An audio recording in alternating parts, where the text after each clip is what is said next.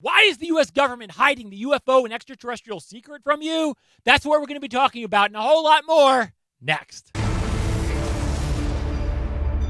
And we're back, Shakers! This is a more on video from a video on my main channel about U.S. presidents and how they are lying to you about UFOs, extraterrestrials, aliens. When I was doing the research of this video, I was reading the body language and going through the whole process of putting this video together. I had no idea what I would really come up with. I was like, wait a second, this is very similar to how the president was in the movie Independence Day. Area 51, right? Area 51. There have never been any spacecraft recovered by our government. There's no recovered spaceship. Oh, excuse me, Mr. President. That's not entirely accurate.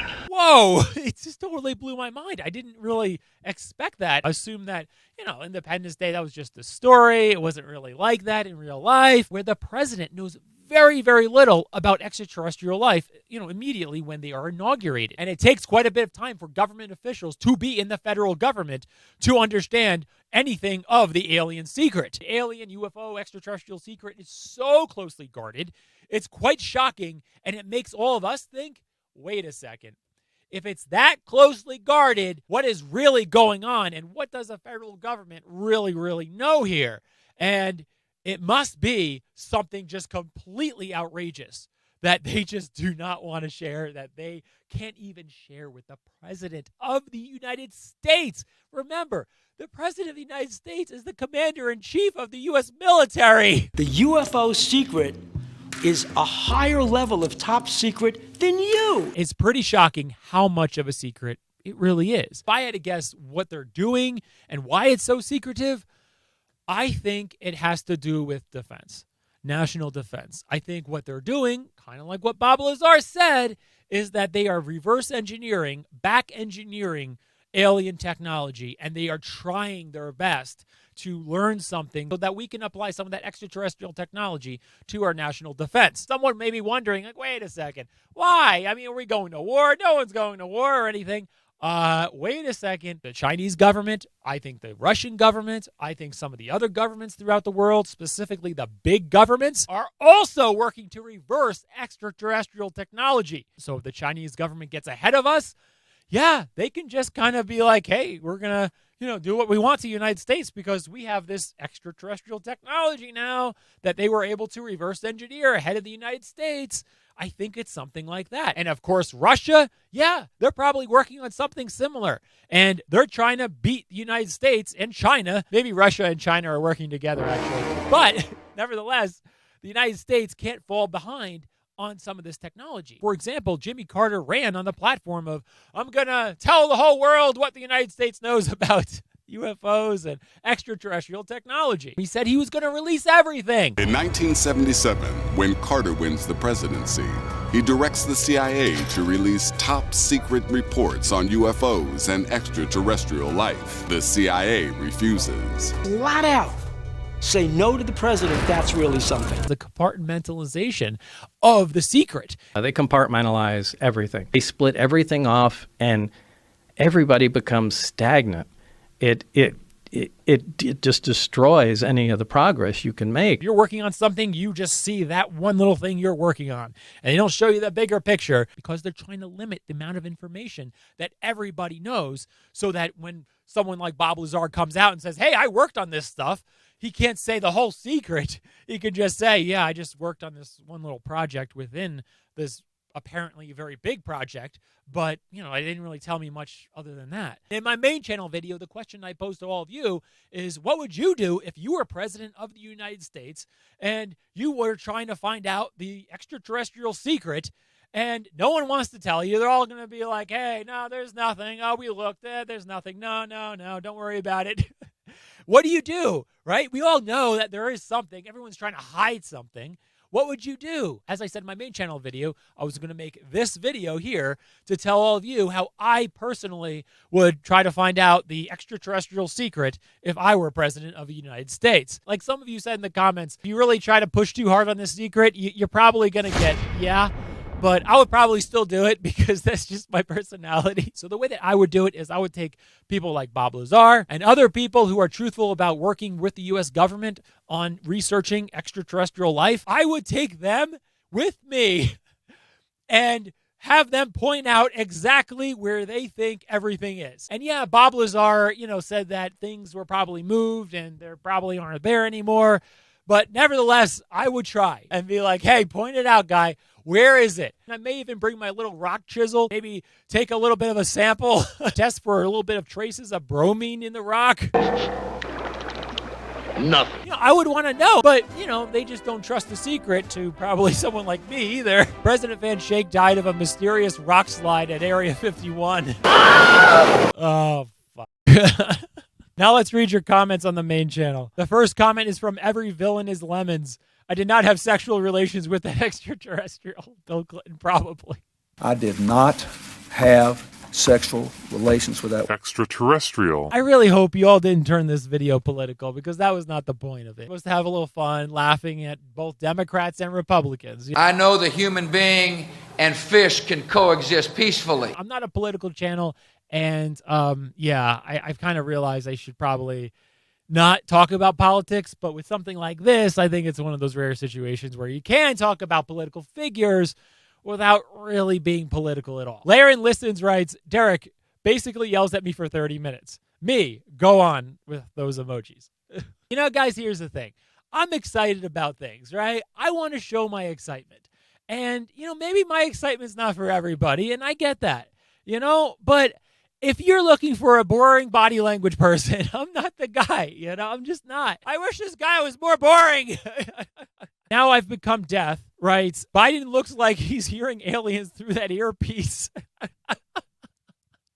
These unidentified aerial phenomenon, and he says we don't know exactly what they are. This is why I love your comments. You guys are really witty. I love this shit. What else we got here? Chrono writes, this was a good episode. Would love more on this topic. I would really like to do more on UFOs, extraterrestrials, and aliens. I think it's extremely fascinating because it definitely seems to be that there are some really weird things going on. Some people know a lot and have a lot of really fascinating insight and information on the topic.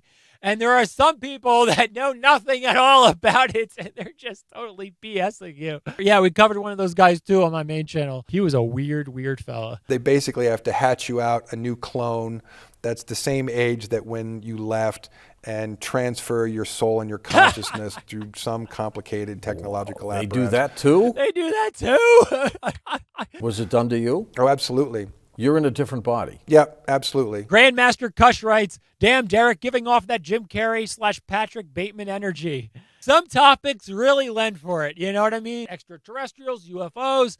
Yeah, it's quite interesting and really gets you hyped up is like, what the heck is going on? I want to know. Why are they lying? And do some of these presidents actually believe that we're going to buy some of their bogus crap? No, it's obvious what's going on. But it's kind of interesting, though, because I think Bill Clinton was probably the most deceptive out of everybody. To make sure there was no alien down there. I think all the other presidents were trying to skirt around it, trying to make a joke out of it. Just trying to diverge or deflect. And, I don't know. But Bill Clinton was like, if there's extraterrestrials, I would 100% tell you that there was extraterrestrials. Would you tell us? Yeah. You would.